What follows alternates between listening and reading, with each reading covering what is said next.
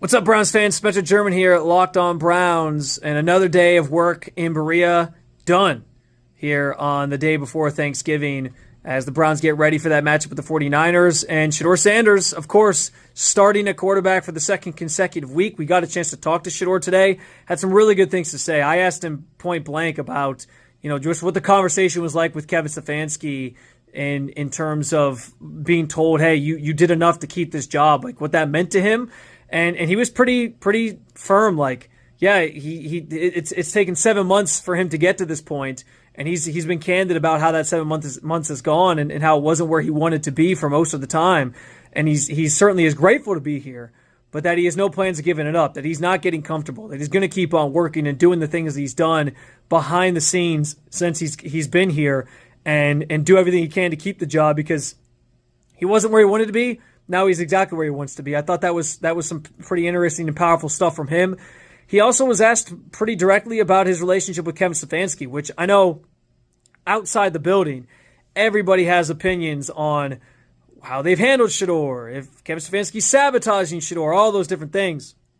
And he put that to bed, I think, pretty much by, first of all, saying he doesn't listen to the outside stuff. He doesn't have time, or he can't control what other people are saying.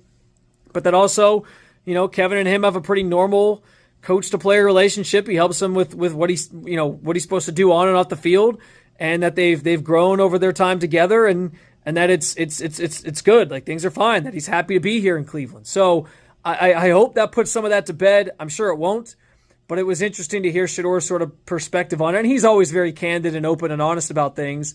And you can tell he's very much embracing this opportunity and doesn't want to give it up, and that he's fine with where the road to get to this point in his career, even if it wasn't exactly how he mapped it out, or how those who support him mapped it out for him either. Real quick injury notes: a couple guys missing from practice today. Aiden Huntington, Alex Wright was missing once again. Brennan Bates, tight end, and then Denzel Ward, who's dealing with a migraine, was not here today. Nothing crazy. But those four guys not at practice. We'll see what Friday brings when we're back in the building. See who returns and maybe who is going to potentially miss next week's matchup against the 49ers.